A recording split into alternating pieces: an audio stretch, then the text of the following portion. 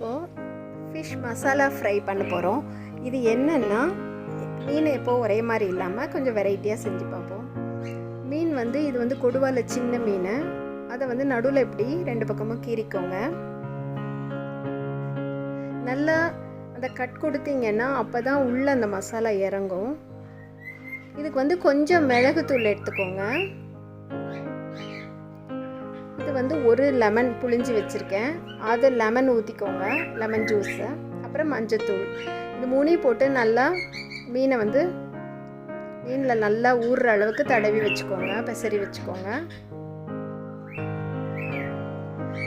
இது ஒரு டைப்பு.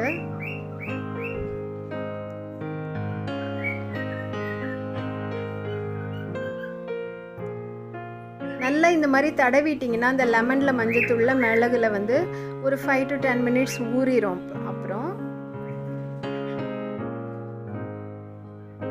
எப்போ ஒரே மாதிரி பொரிக்காமல் ஒரு வெரைட்டியாக செஞ்சு பார்க்கலாம். இப்போ இரும்பு கடாய் வச்சு எண்ணெய் ஊற்றிட்டு இந்த மீனை போட்டு அப்படியே ஃப்ரை பண்ணி எடுத்துக்கோங்க.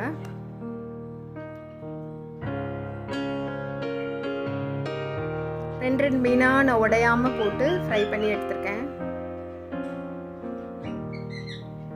நான் சொன்ன மாதிரி ரொம்ப எண்ணெய் ஊற்றி நிறைய ஊற்றி எண்ணெயை வேஸ்ட் பண்ணாமல் அந்த எண்ணெயை திருப்பி ரீயூஸ் பண்ணக்கூடாது. ஸோ தேவையான அளவுக்கு போட்டு கொஞ்சம் கொஞ்சமாக பொரித்து எடுத்துக்கலாம். இப்போ எல்லாத்தையும் ஃப்ரை பண்ணி எடுத்தாச்சு. அதே எண்ணெயில் சின்ன வெங்காயம் ஒரு கைப்பிடி அளவுக்கு நான் அரிஞ்சு வச்சுருக்கேன். அந்த சின்ன வெங்காயத்தை போட்டிருக்கேன். நல்லா வதக்கிக்கோங்க. அப்புறம் ஒரு 5-6 பூண்டு பல்லும் போட்டிருக்கேன். முழுசாகவே போட்டுட்டேன் அந்த பூண்டை. தேவையான அளவுக்கு உப்பு சேர்த்துக்கோங்க.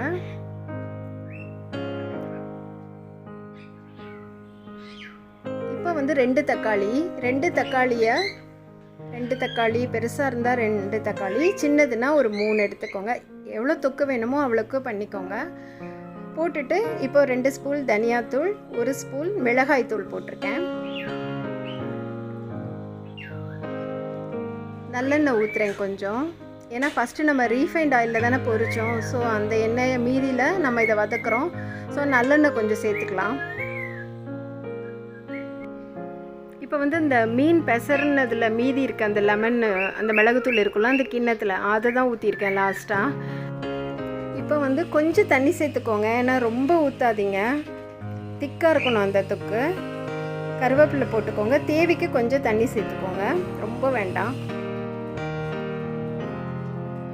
கொத்தமல்லியும் கொஞ்சம் போட்டுக்கோங்க. இப்போ நம்ம இந்த பொட்டேட்டோவை மேஷ் பண்ணுவோம் இல்லையா, அந்த மேஷர் வச்சு நல்லா அப்படியே அழுத்தி விட்டுக்கோங்க. நல்லா இது செய்யணும்னு அவசியம் இல்லை, வேணும்னா நீங்கள் நல்லா சேரணும்னா அப்படி பண்ணிக்கோங்க. இப்போ நம்ம பொரிச்சு வச்சுருக்க அந்த மீனை அந்த தொக்கில் போடுங்க.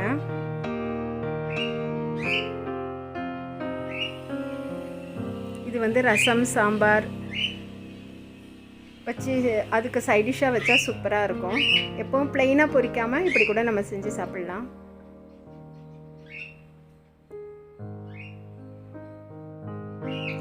இதை எடுத்து போடும்போது கேர்ஃபுல்லாக இருக்கணும், ஏன்னா உடஞ்சிரும் மீன்.